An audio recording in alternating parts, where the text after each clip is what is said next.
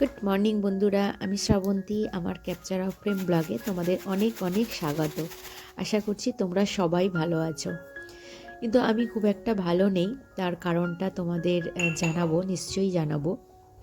তো এই ভিডিওটা অনেকটা পুরানো, অনেকটা দিন আগের। তো সেদিন ছিল মঙ্গলবার, 20 জানুয়ারি, আর সেই দিনের ভিডিও আজ তোমাদের সঙ্গে শেয়ার করছি।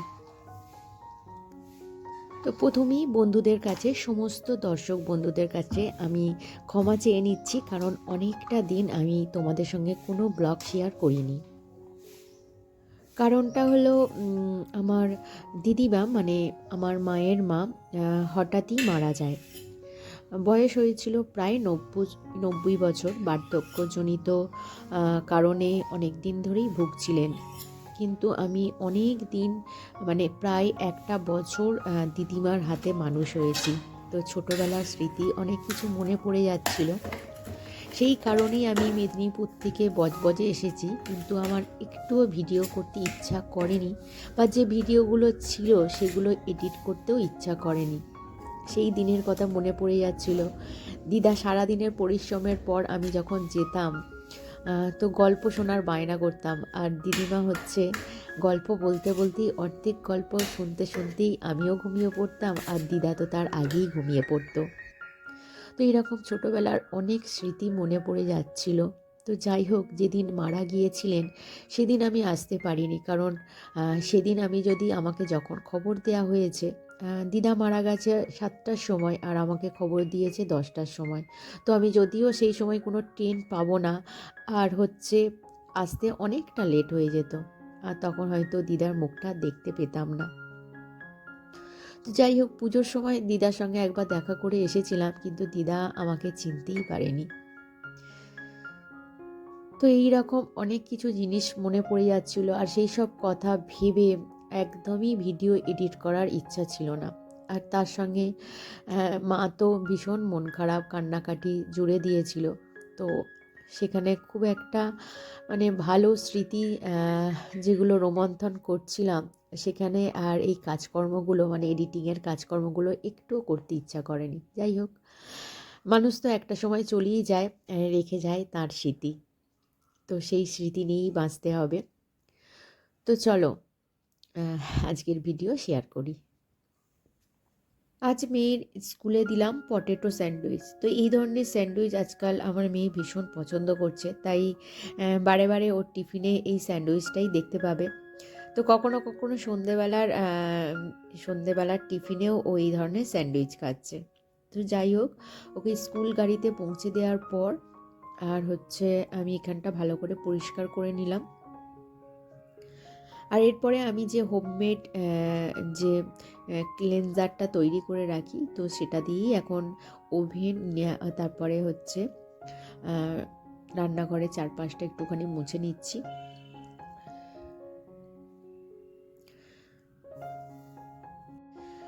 তো ওকে ড্রেস পরাতে পরাতে স্কুল গাড়ি এসে বাঁশি বাজাচ্ছিল, তাই কোনো রকমে ওকে ড্রেসটা করিয়েই স্কুল গাড়ি পর্যন্ত পৌঁছে দিলাম। আর এরপরে সংসারের যাবতীয় কাজকর্মে হাত দিয়েছি।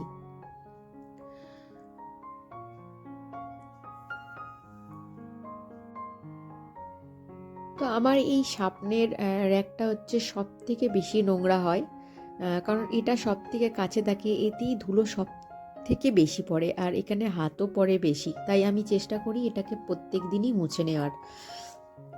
তো এতে যেমন হচ্ছে সাজিয়ে গুছিয়ে রাখলে যে দেখতেও ভালো লাগে, আর সেরকমভাবে কিন্তু হচ্ছে এই কাউন্টার টপটা একটু আগোছালো হলে আমার ভালো লাগে না।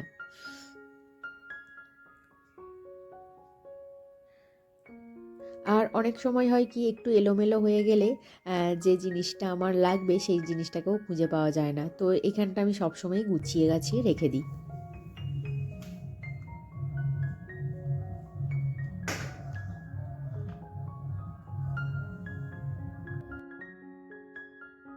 তো আগের দিন আমি 1 ডজন কলা নিয়ে এসেছি। ইদানিং দেখতে যাচ্ছি মেয়ে আর মেয়ের বাবা দুজনেই ভীষণ কলা খাচ্ছে।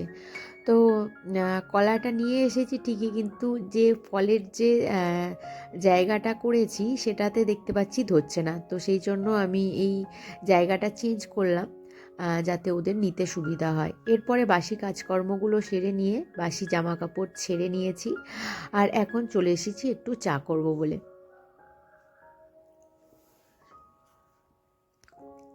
প্রত্যেক দিন একটা করে পাকা কলা খাওয়া কিন্তু ভীষণ কার্যকরী আমাদের শরীরের জন্য, আর সঙ্গে সঙ্গে এনার্জি দিতেও পাকা কলা সাহায্য করে।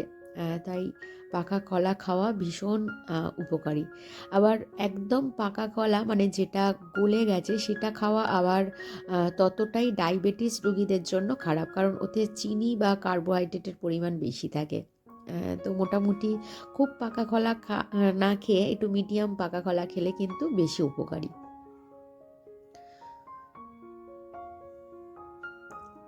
যাই হোক, এখানে আমি চা বসিয়ে দিয়েছি, আর আমি তোমরা তো জানোই আমি একটুখানি চা খাই, একটু আদা দেওয়া। আর আদা দেওয়া চা খাওয়া তো ভীষণ উপকারী, হজমে সাহায্য করে, গ্যাস অম্বল থেকে সাহায্য করে, মানে আদা চা। তো আমি কিন্তু খোসা শুদ্ধই আদা দেওয়া চা খাই, কারণ আদার খোসারও কিন্তু ভীষণ উপকারিতা আছে। তো আজকে তেজপাতাও দিলাম, তেজপাতারও গুণাগুণ আছে। তেজপাতা কোমরের ব্যথা উপশমে সাহায্য করে, মানে ব্যথা হলে কোমরে যদি খুব ব্যথা হয় তাহলে তেজপাতা দেওয়া চা খেলে কিন্তু আরাম পাওয়া যেতে পারে। তো যাই হোক, এখানে ঘুম থেকে কর্তামশাইও উঠে পড়েছে, তো দুজনের জন্যই এখন চা ঢেলে নিচ্ছি কাপের মধ্যে। গরমকালের তুলনায় কিন্তু শীতকালে চাটা খেতে ভীষণ ভালো লাগে। আসলে এই হালকা গরম চা গলার মধ্যে গেলে অনেকটা আরাম পাওয়া যায়। আর এর সঙ্গে যদি আমরা একটু মশলা দিয়ে দিই, একটু এলাচ, একটু দারুচিনি, লবঙ্গ, এগুলো কিন্তু আমাদের শরীরে অনেক কিছু সাহায্য করে। তো আমাদের যখন করোনা পিরিয়ড ছিল তখন হচ্ছে লেবু মধু জল খেতে বলতো, তারপর এরকম মশলা টি খেতে বলতো।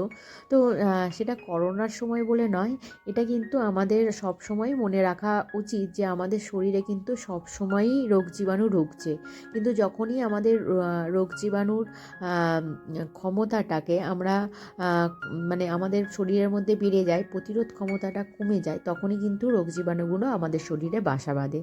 তাই এইগুলো কিন্তু মাঝে মাঝেই আমাদের মনে রাখাটা দরকার। শুধু করোনা পিরিয়ডকালেই মনে রাখবো আর বাদবাকি সময় মনে রাখবো না তা কিন্তু নয়।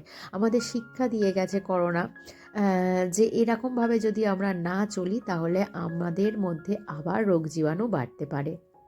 তো ইদানিং করে আবার নিপা ভাইরাসের সংক্রমণ ঘটেছে। তো নিপা ভাইরাসটা নিয়েও তো ব্যাপকভাবে কথাবার্তা চলছে যে কি কি জিনিস আমরা দেখব, মানে কোথা থেকে আসছে। বাদুড় থেকে নাকি নিপা ভাইরাস ছড়ায়। তো এরকম বাদুড়ে খাওয়া ফল মূল থেকে আমাদের কাছে কিন্তু নিপা ভাইরাস চলে আসতে পারে। তো আগের দিনের বেশ কিছু জামা কাপড় ভিজেছিল, সেগুলোই রোদে দিয়ে দিলাম। আজকে জামা কাপড় এখনও মেলা হয়নি। আর এরপরে আমি একটু নিজের জন্য পাস্তা করে নিচ্ছি, কারণ প্রত্যেক দিনই মেয়েকে পাস্তা করে দিই, কারণ ও পাস্তাটা খেতে পছন্দ করে, আমি খুব একটা খাই না। তবে আজ আমার মনে হয়েছে যে আমি একটু পাস্তা খাবো। আর কর্তামশাই বললো যে আমাকে অল্প একটুখানি দিও, তো তাই ওকে একটুখানি অল্প দেবো, মোটামুটি হয়ে যাবে। আর ওই যে বললাম এখন কলা আছে, ও কলা ছাতু খেয়ে যায়, আর আজকে পাস্তাটা আমার দেখে ওর খাওয়ার ইচ্ছা হয়েছে। যাই হোক, তো পাস্তায় একটুখানি হচ্ছে টমেটো সস, একটু সোয়া সস, আর অবশ্যই গোলমরিচ গুঁড়ো দেবো, তাতে কিন্তু টেস্ট আরও দ্বিগুণ হয়ে যাবে।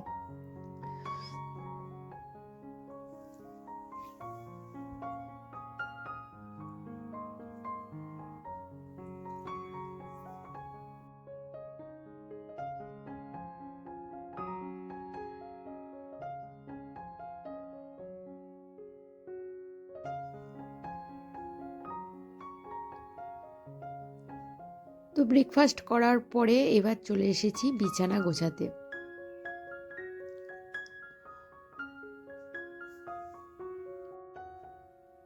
বিছানা হচ্ছে আমাদের রুমের মধ্যে মেন পার্ট।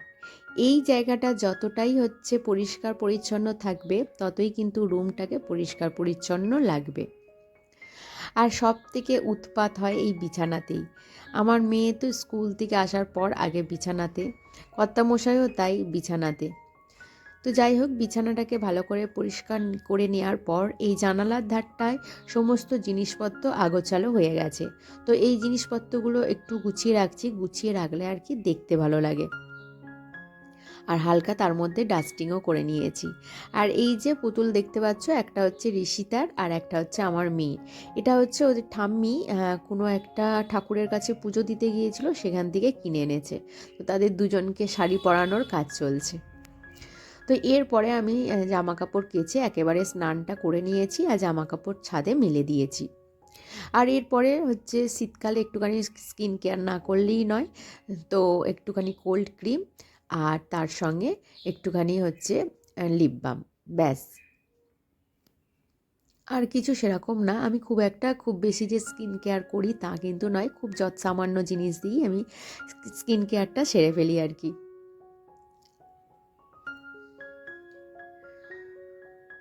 তো এরপরে চলে যাব একেবারে রান্নাবান্নার পার্টে। তো এখানে দেখো, আজকে কেটেছি বিনস, গাজর, রসুন, পেঁয়াজ, বুঝতেই পারছো কি হবে। তো চলো একেবারে রান্নার স্টেপে চলে যাই। আসলে কর্তামশাই একটুখানি খাদ্য রসিক, তাই যখন তখন উল্টো পাল্টা বায়না করে বসে। আজ যেমন হচ্ছে সবে মঙ্গলবার, তো বলেই ফেললো যে আজকে একটুখানি চিকেন কষা কষা কষা করে চিকেন করে ফেলো আর তার সঙ্গে একটুখানি রাইস করে ফেলো। তো ওনার আবার সামান্য ওই ডাল ভাত মাছ সবজি সবসময় মুখে ঢোকে না, একদিন দুদিন খাওয়ার পরেই বলে একটু অন্য কিছু রান্না হলে ভালো হয়। তো মোটামুটি এখন শীতকাল পড়ে গেছে, তো রাতের দিকে আমাদের প্রায় রান্না হয় না বললেই চলে। সন্ধ্যের সময় মেন টিফিনটা করে ফেলে আর তারপরে রাতে খুব একটা খেতে পারে না। তো যাই হোক, দুপুরে রান্নার ওপরেই ওই জন্য চাপটা এখন বেশি। তো ইদানিং করে কর্তামশাইকে হচ্ছে টিফিন তো পাঠাচ্ছি, কিন্তু হচ্ছে মোটামুটি 3টে সাড়ে 3টে বাজলে দেখতে পাচ্ছি খেতে চলে আসছে। আসলে আমি যেখানে ঘর ভাড়া নিয়েছি তার পাশেই একেবারে অফিস, তো যেদিনকে হুটহাট সময় পাচ্ছে সেই দিনই চলে আসছে আর কি। আর আজকে যেহেতু রাইস করব বলে দিয়েছি, আজকে বলে দিয়েছি আমি টিফিন পাঠাবো না, কারণ তুমি সেই খেতেই আসবে, তো বেকার আমার টিফিনটা আবার সেই হচ্ছে নষ্ট হবে। তার থেকে বরঞ্চ একটু দেরি করে হলেও তুমি খেতে আসো। তো নর্মালি রাইস তো সবাই জানো, ঠিক সেই রকমই প্রসেসে করছি আর কি, একদম নর্মাল সিম্পল প্রসেস। এই রাইস আর বিরিয়ানি খেয়ে খেয়ে আমার মেয়ে বোর হয়ে গেছে। বিরিয়ানি তো আমি অনেক দিন করিনি, কারণ ও খুব একটা খেতে চায় না বলে। আর রাইস করলে প্লেন ভাতটা আমি ওর জন্য আগে কিছুক্ষণ তুলে রাখি, মানে কিছুটা আগে আর কি। তবু ও ওই রাইসটা দিয়ে, প্লেন রাইসটা দিয়ে ও চিকেন কষা দিয়ে খেয়ে নেবে। আর ইদানিং করে আজকাল দেখতে পাচ্ছি মেয়ে একেবারেই চিকেনের ঝোল খাচ্ছে না, চিকেন কষা কষা খেতে চাইছে। তো যাই হোক, মোটামুটি এইভাবেই চলছে আর কি। মানে বাড়ির 3টে মেম্বার, 3জনের 3 রকমের খাবার, আর এতেই কিন্তু সময়টা যায় বেশি।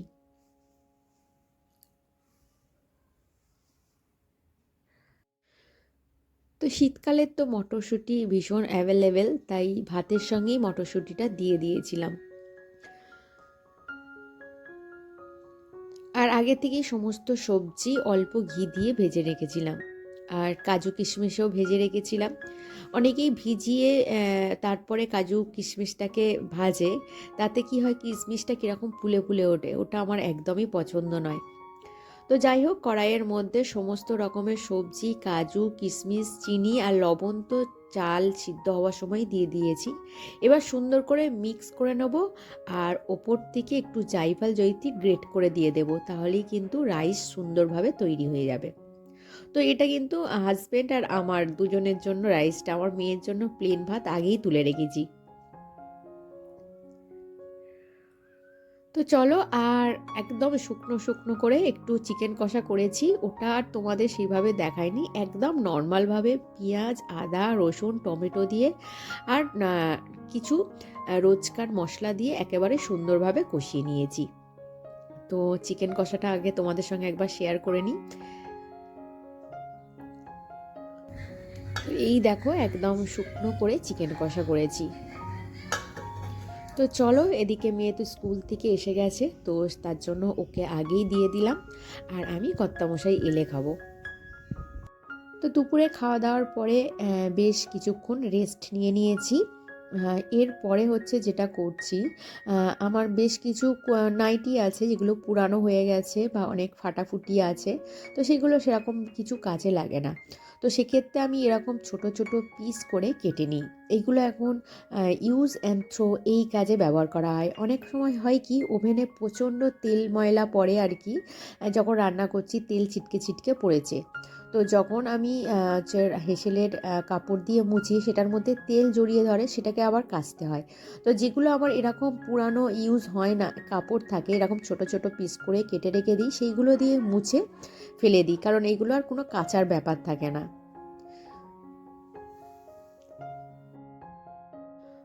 তো ওয়াইপস দিয়েও এই কাজ আমি করে থাকি, কিন্তু ওয়াইপসটা তো আমাকে পয়সা দিয়ে কিনতে হয়। আর এই ধরনের জামা কাপড় তো প্রায় বাতিলের পর্যায়ে সেইভাবে পড়েই থাকে, বাক্সবন্দি হয়ে বেকার জায়গা জুড়ে থাকে। তো সেক্ষেত্রে কিন্তু এইভাবে আমরা ইউজ করে নিতে পারি। তো এই যে কাপড়ের যেগুলো মোটা অংশ, যেগুলো খুব একটা ইউজ করতে পারবো না, সেইগুলো বাদ দিয়ে দিয়েই করেছি। আর এখানে আমি অল্প কেটে নিয়েছি, আবার যখন প্রয়োজন পড়বে এইভাবে কেটে নেব। তো এখন এরকম একটা যে আমরা যে হোম ডেলিভারি পাই, এই যে সেইগুলোর মধ্যে এরকম একটা টিফিন বক্স টাইপের ঢুকিয়ে রাখলাম, যখন কাজে লাগবে তখন বার করে নেব। তো বেশ কয়েকটা পার্সেল আমার জমে গেছে, আর পার্সেল মানে খুলতে এত বেশি উৎসাহ আমার মেয়ে, কারণ ও ওই বাক্সগুলো নিয়ে খেলবে। তো আমাকে কবে থেকে বলছে যে পার্সেলগুলো খোলো না, আমি বাক্সগুলো নেব। তো দেখাই কি পার্সেলে এসেছে। তো আমি এরকম একটা বক্স নিয়েছি, পেঁয়াজ, আদা, রসুন, টমেটো এইরকম একসঙ্গে কেটে রাখার জন্য। অনেক সময় হয় না, আগের দিন একটু সময় আছে, একটু কাটাকুটি করে রাখলে ভালো হয়, বিশেষ করে রসুন, আদা, পেঁয়াজটা হয়তো একটু ছাড়িয়ে রাখলাম। তো সেক্ষেত্রে কিন্তু এই টিফিন বক্সগুলো দারুণ কাজের। তো এরপরে চলে আসি কন্টেনার। তো আমার এরকম ড্রাই মানে শুকনো মশলাপাতি রাখার জন্য তো এরকম কিছু ছোট কন্টেনার কিনেছি। এইগুলো কিন্তু পুরো এয়ার টাইট, এর ঢাকনাগুলো খুব সুন্দরভাবে, আর এগুলো কাঁচের। তো সেক্ষেত্রে একটু যত্ন সহকারে ব্যবহার করলে কিন্তু অনেক দিন যায়। তো এই হচ্ছে দুটো পার্সেল, আর একটা হচ্ছে এটার মধ্যে আছে হচ্ছে ওয়াইপস। তো এরকম ওয়াইপসগুলো 3টে বক্স মোটামুটি আমি 100 টাকার মধ্যে পেয়ে গেছি। তো এরকম সেল চলছিল, তো সেখান থেকে নিয়ে নিয়েছিলাম। তো যাই হোক, এবার কন্টেনারগুলো ভালো করে পরিষ্কার করে ধুয়ে রাখছি, কারণ শুকনো হয়ে গেলে এগুলো আবার ইউজ করতে পারবো। তো বন্ধুরা, আজকের ভিডিও এই পর্যন্ত রাখছি। ভিডিওটি ভালো লাগলে অবশ্যই একটা লাইক কমেন্ট করে দিও, আর আমার চ্যানেলে যদি নতুন বন্ধু হয়ে থাকো তাহলে অবশ্যই একটা সাবস্ক্রাইব করে দিও। আর যেসব বন্ধুরা অলরেডি সাবস্ক্রাইব করে আমার পাশে আছো, তাদেরকে জানাই অসংখ্য অসংখ্য ধন্যবাদ। টাটা।